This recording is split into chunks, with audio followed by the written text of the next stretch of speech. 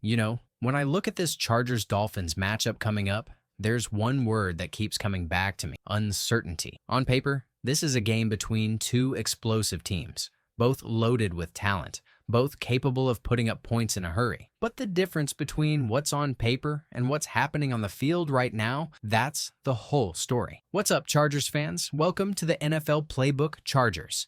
If you're new here, don't forget to hit that subscribe button. This channel is all about breaking down everything you need to know about the Bolts. Let's start with the Chargers, because guys, we've been living on hope and heartbreak for years. Every season feels like deja vu. The roster looks good. The quarterback gives you flashes of elite talent. And then the injuries, the coaching, the inconsistency, it all piles up. This season, it's been no different. The backfield is beat up, the offensive line is shuffled again, and Justin Herbert is basically out there doing everything he can to keep this team functional. And I'll tell you what, I love Herbert's game. The kid's got every tool in the book: arm talent, poise, toughness, leadership. But when you ask your quarterback to be everything, your big play engine, your short game distributor, your improviser, and you're not giving him a run game to lean on, you're setting him up to fail over time. And that's exactly what's happening in LA right now.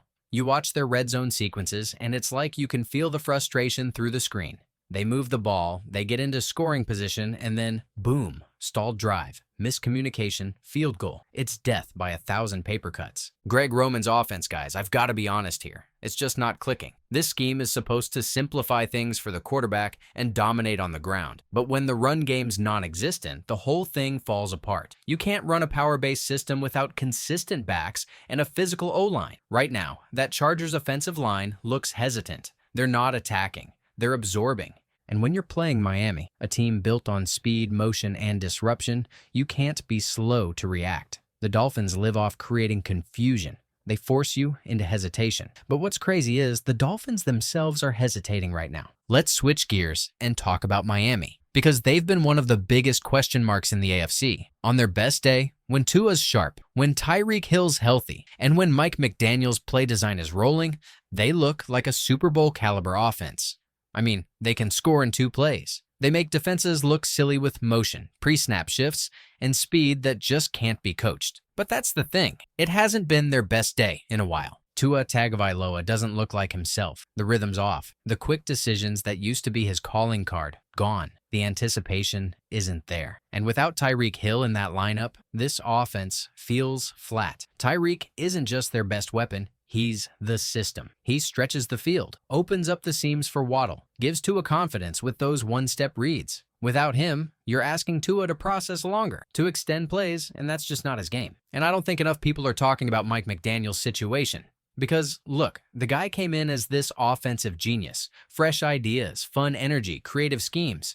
But when things get tough, when injuries pile up, when the run game disappears, what's the adjustment? I haven't seen it. Miami looks fragile. They're explosive, yes, but fragile. And here's where this game gets interesting. Both of these teams, Miami and LA, they mirror each other in so many ways. Talented rosters, elite quarterbacks, offensive-minded head coaches, and constant underachievement when it matters most. Both of these teams are fighting the same narrative. We're good, but not great. Dangerous, but not dependable. And that's what makes Sunday's matchup so fascinating. Because for one of these teams, that narrative's about to blow up. If the Chargers lose, you're talking about a full-blown crisis. Because at some point, we've got to stop making excuses for this organization. You can't keep saying injuries every year. Every team has it. You've got to have depth. You've got to adapt. And if your scheme can't survive 1 or 2 guys going down, maybe your scheme isn't that good to begin with. And I watched that Chargers offense, and it's like, where's the creativity? Where are the easy plays? Everything looks hard. Every yard feels earned with blood, sweat, and luck. You're not seeing screens designed to free up space. You're not seeing route combinations that give Herbert options. It's just, hey, Justin, bail us out again. And you can't live like that in this league. Now, defensively, it's the same old story. The Chargers bend and bend until they break. They'll give you a couple great drives, a turnover, and then boom, they'll give up a 75-yard touchdown. The lack of consistency is maddening, and that falls on coaching. I know fans love to talk players, but this is about leadership. The Chargers have had talent for years. What they haven't had is direction. And right now, that's on Greg Roman and the staff. Now, Miami, on the other hand, they're desperate to prove they're not just a highlight reel team. Because when the weather gets cold, when you're not playing on fast turf, when teams start punching you in the mouth, can you win ugly? That's what we're about to find out, because the Dolphins have all the flash in the world, but physical teams have bullied them. And the Chargers, for all their issues, can play a physical brand when they commit to it. That's why I think this game's going to be decided in the trenches. Whoever controls the line of scrimmage wins, period. But let's be honest, the Dolphins don't scare anyone right now. Tua's mechanics look shaky, the offensive line is banged up, and Mike McDaniel's getting predictable. It's all motion, all speed, and when defenses start timing that, you're done. They need a power element. They need balance. You can't just keep expecting Tyreek Hill to bail you out every week. Football doesn't work like that. And I'm telling you, if Tyreek misses another game, that offense is going to look like a completely different unit, not in a good way. Meanwhile, the Chargers, I get it. Fans are frustrated. I've been critical of them too. But there's something here. I can see flashes of what they're trying to build. Herbert still gives you a chance every week. That defense, as inconsistent as it is, can still get after the quarterback. And if they can just get a little bit of a spark from the running game, a little more discipline in the red zone, this could be one of those statement games. Because think about it. If the Chargers win, suddenly they're right back in the mix. The AFC's crowded, sure, but all it takes is one game to flip the narrative. One win where you look competent, composed, and confident. That's momentum. And momentum changes everything. Now, let's not sugarcoat it. There are serious problems in Los Angeles. The running back situation, a mess. The offensive line, beat up. Greg Roman's play calling, stale. But the talent is still there. Keenan Allen is still a technician. Quentin Johnston's still developing, but you can see the flashes.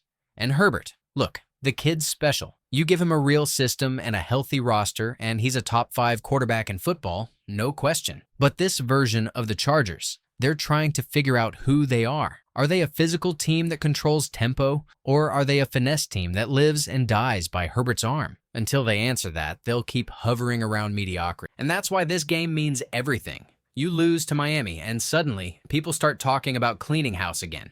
New OC, new staff, maybe even questioning the direction of the franchise. You win, and maybe, just maybe, you start believing again. As for the Dolphins, this game's about pride. They've been punched in the mouth these last few weeks. The league's figured them out a bit. All those motions, all those gadget plays. They're not fooling defenses like they used to. And when that happens, you've got to evolve. I said it last week and I'll say it again. Mike McDaniel needs to prove he can win when plan A doesn't work. Because right now, it feels like there is no plan B. If Tyreek isn't stretching the field and Tua is not in rhythm, the whole thing crumbles. And I'll tell you, watching Tua lately, it's concerning. He looks hesitant. You can see it in his feet, in his release.